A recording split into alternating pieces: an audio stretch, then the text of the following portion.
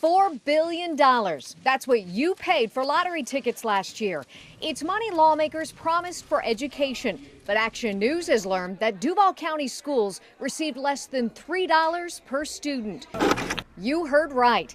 Back in 1986, when voters said yes to the lottery, they were promised the gambling dollars would go right into our classrooms. But the fact is, that's not true. And that's what voters were really sold on, is it's enhancement money for education. Absolutely. And it really now hasn't turned out to be an enhancement. Absolutely has not.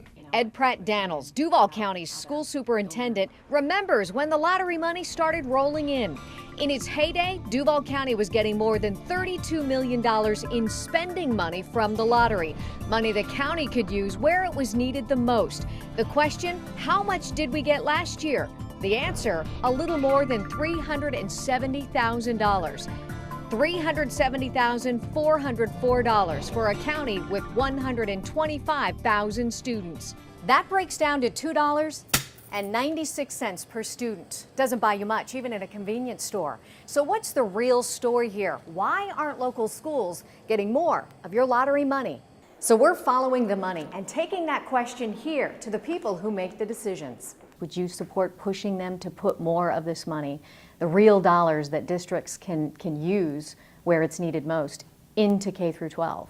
Well, absolutely. I mean, that my focus is this $1 billion is into K through 12. Governor Scott has proposed a $1 billion increase in education this year, and he wants to boost lottery sales to help pay for it. Is that the best use of Florida dollars, Florida lottery dollars? All the Florida lottery dollars should go to education, and does go to education. But parents and lawmakers may disagree on what education really means. This is where your lottery money is going. By law, the first payout goes to Bright Futures, a merit-based scholarship program that wasn't even around when the lottery first began. In the 2010-2011 fiscal year, that meant 26% of $1.2 billion in lottery money. Next up, community colleges and universities took 28%. 2% went to other financial aid. That left 44% for K through 12 schools. It sounds like a lot, but here's the truth. Most of that money is earmarked for very specific programs.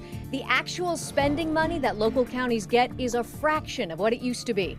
Are lawmakers making the right decision about where these lottery funds go?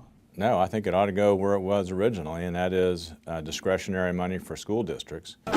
State Senator John Thrasher voted for the Florida lottery, even though he doesn't play. He too believed the money would be used to enhance our classrooms. So what happened? We'd all like to increase the discretionary money, but I think it actually starts in terms of how we apportion the lottery dollars with having enough other money in general revenue.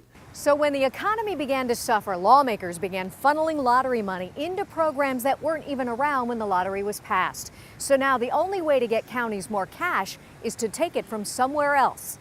But until that vote is made, it's all talk. Until people push for change, teachers don't have what they need to teach. Students are being shortchanged, and parents are filling up their soap buckets for round 2.